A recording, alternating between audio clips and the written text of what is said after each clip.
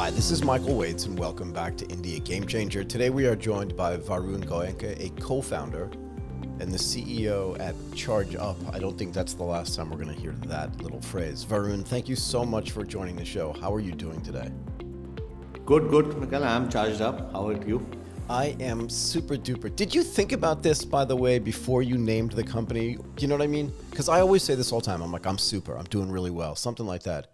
But you get to say I'm charged up, Yeah. which is like has multiple We meanings. Go also ahead. get to say stay charged up instead of thanking you and anything. So, yeah, I didn't came up with the name of the company thinking on this, Did you?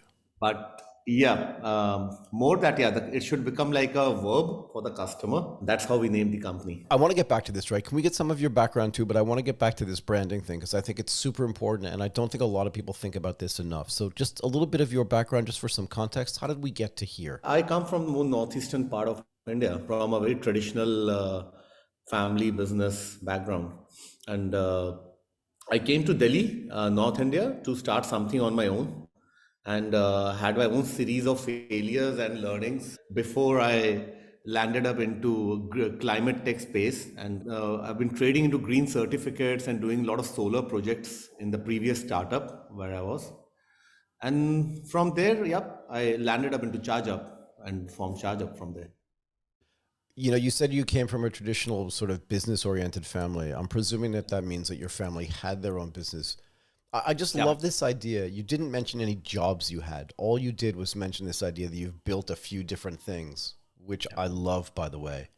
Was there ever a chance you were going to get a job, or was this idea of I'm always going to have my own thing always there? So, childhood always has been seeing business Yep. and how to build things. So, job was never a question, actually, never came to my mind, frankly. There were a lot of conceived notions that we know things versus when we came to the Delhi and started on my own.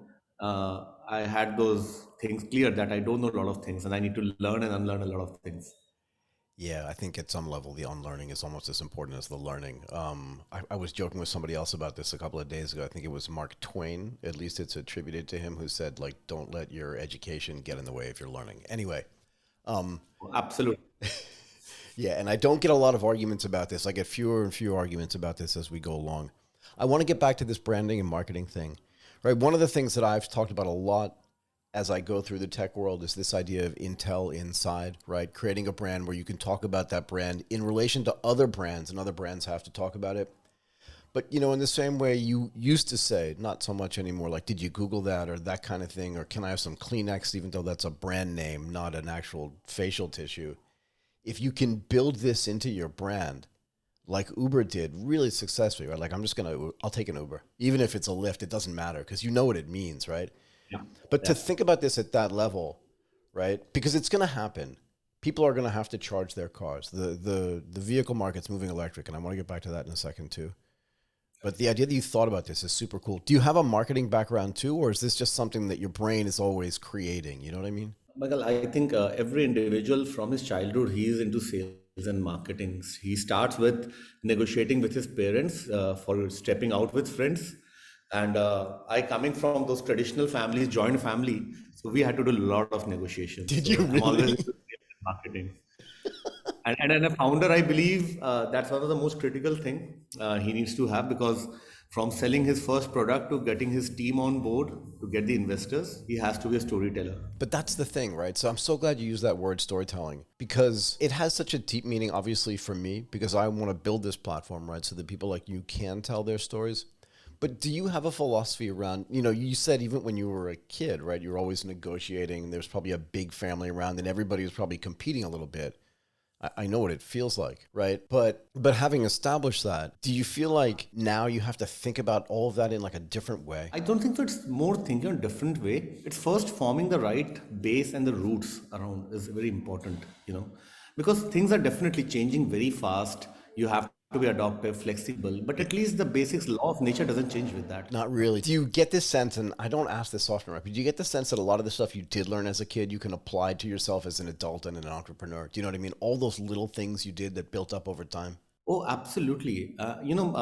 So I've been a huge follower of, I'm a Krishna Bhakt. So And I've been seeing all those Ramayana, Mahabharata, all those mythological Indian stories. Yep. So my life is full of a lot of stories around, and I'm a regular reader of Bhagavad Gita. So I read every day. What does that mean? So that's the world's biggest spiritual book of Hindus. Got it. Just want to. Bhagavad That's what I thought. I just want to make sure. It's recited by the Lord Krishna himself. All the theories of business, life, marketing, everything is there. So that's what helps me to stay grounded. So you read through the spiritual text for not just for motivation, but for knowledge and also for information. Oh, absolutely. As I said, and we don't tell these things as mythology. We tell these as history. Yeah. Because these are true. But that's the way So, that works, right? So, as I said, since laws of nature doesn't change, and that's what these books are, the laws of nature. That's not going to change. right. And can we get back to this idea? Because this all started with a little bit of storytelling, right? My philosophy, as you know, is that every company should be their own media company, right? And that there should be this constant, because there is a constant reverse flow of stories, either A, not about your business and not about you, or negative stories about you. And unless you're combating that with a constant storytelling on your own and building up this gravitas around who you are and what you're building, then that story is going to get told for you. Right. And this was kind of the thing I wanted to touch on with you before we talk specifically about Charge Up, because I think it's also super interesting. But that idea of storytelling, how do you incorporate that into the company culture as well? Because you're right. You have to consider this when you're doing sales and every other part of the business as well. Yeah. Frankly, when we started Charge Up, there was no such grand vision or plans. We saw a certain problem, and that out of curiosity, we went deeper into it, and we saw there's a large opportunity, and we started Charge Up. But over a course of time, what we saw that what we were solving, and we started hearing a lot of stories. So every third or fourth day, I used to be on field with these drivers, Right. and how ChargeUp was impacting their life, how they started, their earnings increased 100% month on month. What was the issue they were having? Was it just a pure distance and time thing? It may be likely that their bikes weren't even electric to begin with, right? Can you just tell me about like what that problem was you were trying to solve? And how Charge Up solved it through battery swapping, charging, all the stuff that you guys do. So, in any electric vehicle industry across the globe, it's always into a chicken and egg situation. Sure. Vehicle first or infra first. Yeah. In India, at that point of time, we already had 2 million EVs on road. These were those, you must have seen those Asian country, Thailand and all the tuk-tuks. Yep. Yeah, similar to that.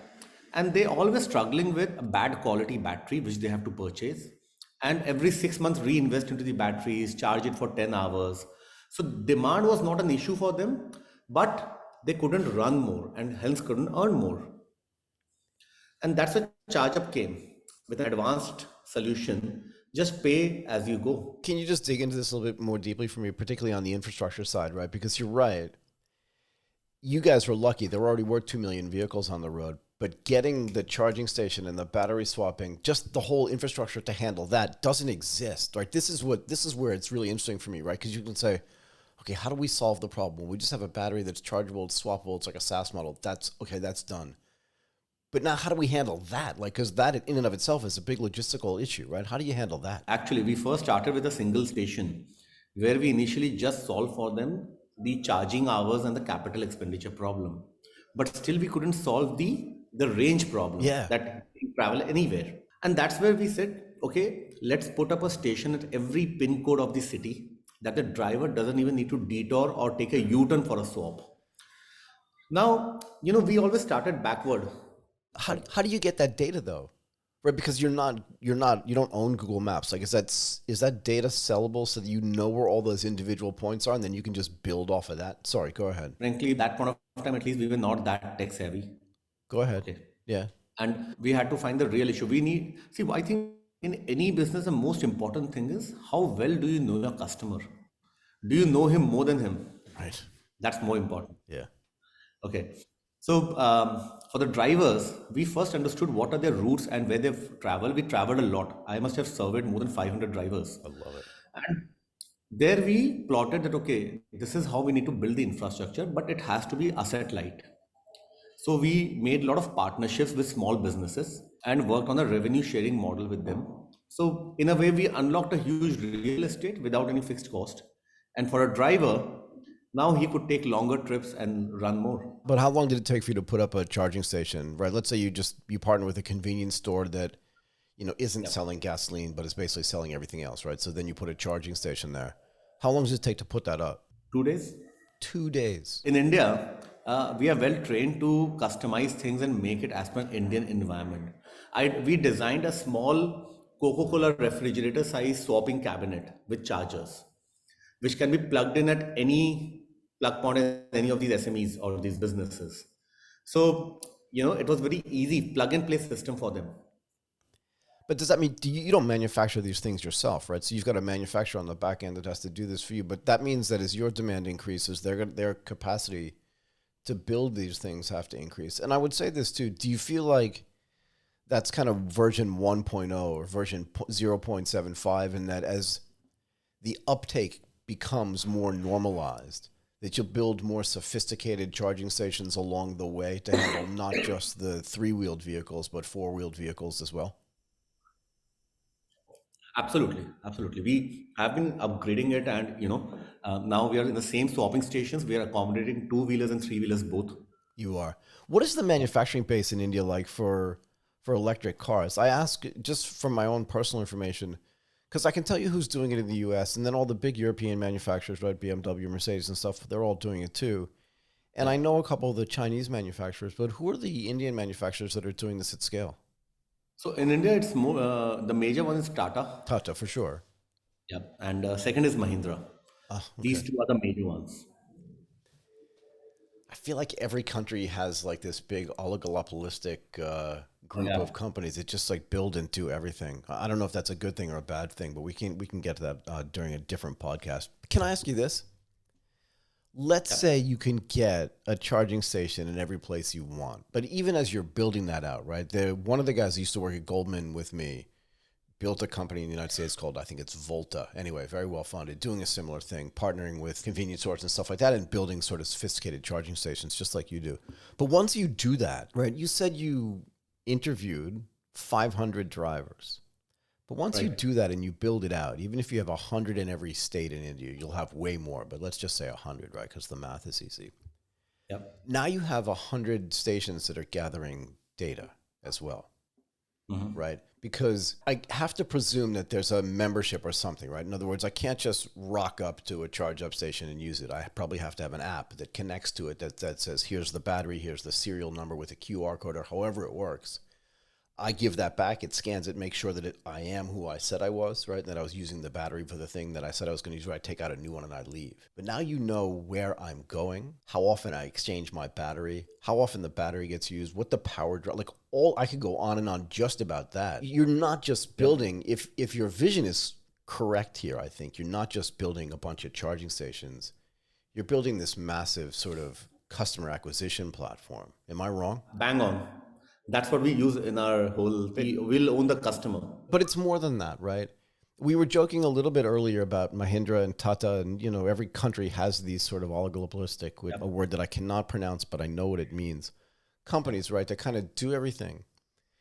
But every now and then, a Microsoft just shows up out of nowhere and says, we're just these scrappy little guys that are building this thing, and then they build something gigantic. Right. Do you feel like that's a possibility here for you? Do you know what I mean? Because if you can get everybody who has an EV See, or part of them to do this, sorry, go ahead. I'm just curious. Like, do you think this could be gigantic?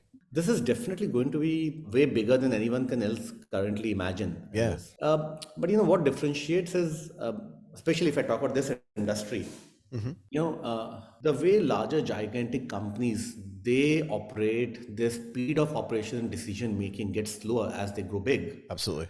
Versus a company like us, a startup, the faster that the culture of startup stays even when you grow that big. So how fast we do this? And as a startup, we don't look to do too many things. We say we'll do two or three things which matter the most for my customer, but Sure. we'll do best than anyone else in the world. Sure. I mean, this is typical Jack Welch, Six Sigma type stuff, right?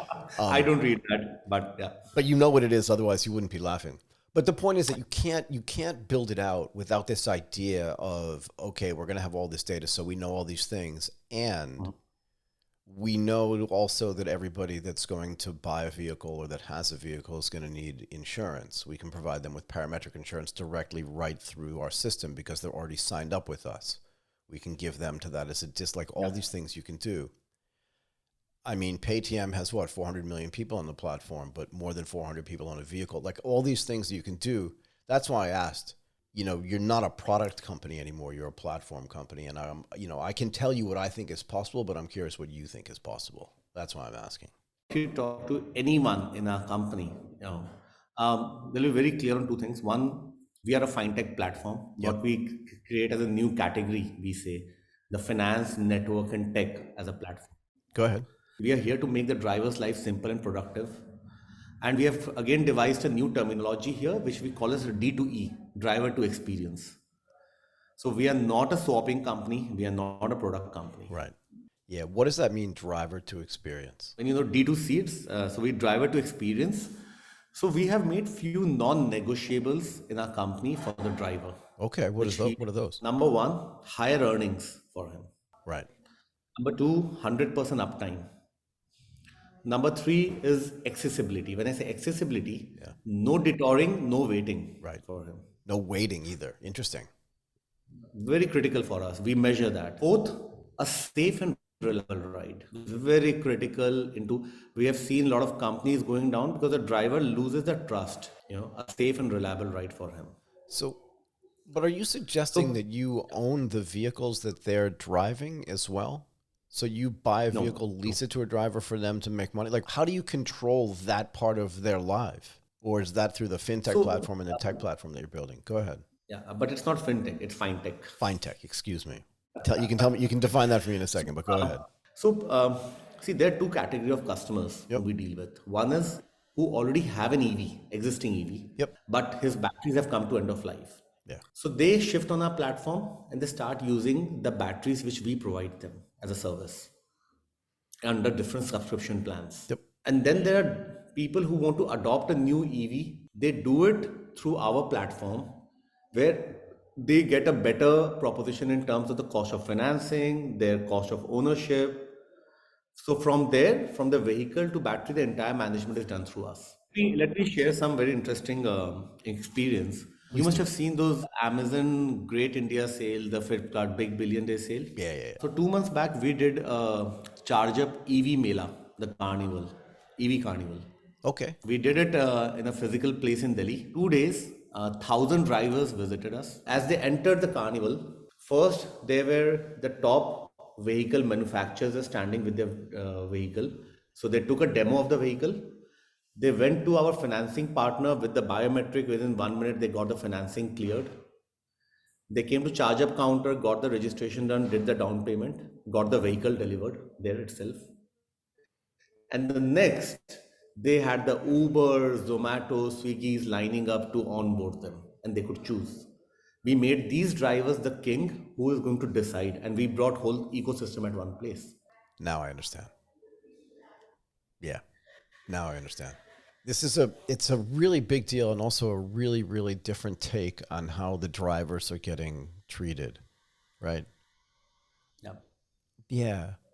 I always like to say, like, I don't think you can separate the thing that you do really well from who you are. And I'm really curious because what you're doing is really cool. I'm curious about the tech stack, but in a way I'm also more curious about why helping the drivers is such an important facet for you. When I started this company, and after that, the COVID struck in 2020. Yeah. And during COVID, we could have seen that it was only because of these drivers we were able to pass through that. Yeah. And our lives are better when their lives are better. Yeah. So we deeply connect, we deeply understand, and that's what our whole mission is powering these drivers. Yeah. I like it. I mean, there's a part of me that just wants to end there because that's where the real power is. Unless there's more storytelling that you want to do, that sounds like the perfect way to end. Is that cool? Yeah. Absolutely. Yeah. Thank you so much for doing this today. That was really, really interesting and very thought-provoking for me. You could see me as we were going along, like trying to figure out what the platform was going to look like, and I think I can tell by the way you were smiling. At least I got some of it. Anyway, thank you very much for doing this today. Varun Goenka. I really appreciate it. Thanks a lot, Miguel. Nice connecting with you.